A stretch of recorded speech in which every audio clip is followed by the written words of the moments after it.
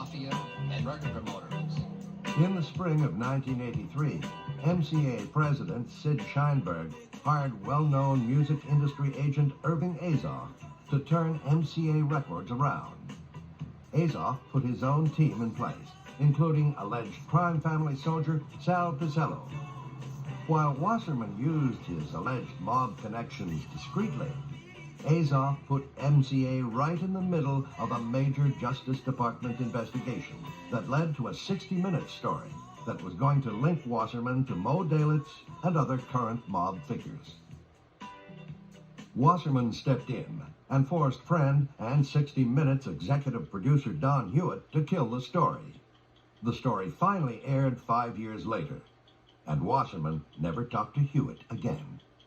Mr. Piccello was arranging multi-million-dollar transactions at MCA Records.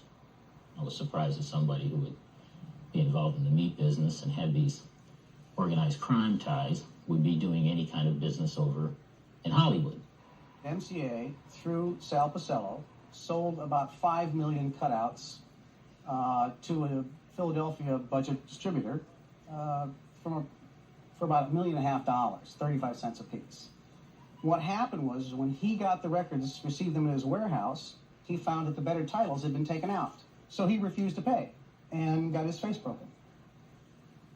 We uncovered a strong outside connection with the East Coast families, the Genovese family, the Gambino family.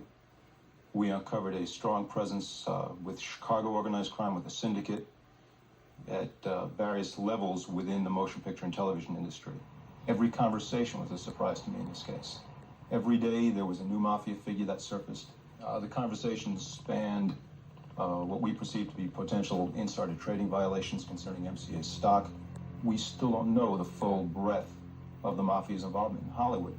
The investigation was embarrassing to Wasserman, and the overt mob allegations were cutting a little too close to home. Ironically, MCA continued dealing with Piccello even after he was convicted for tax evasion. The media kept the heat on, and so did Washington. It was now time for Wasserman to pull in a favor from an old actor living in Washington. One never knows what Lou said to President Reagan. When I'd ask Lou about it, he would smile in a kind of opaque way, and I never pressed him on it. But I'm sure there had to be some conversation between Lou and the president. In record time, an apparently solid FBI case against MCA was dropped. Wasserman had avoided his 10th federal investigation in 60 years. But the stock market crash in 1987 sent MCA's stock spiraling downwards.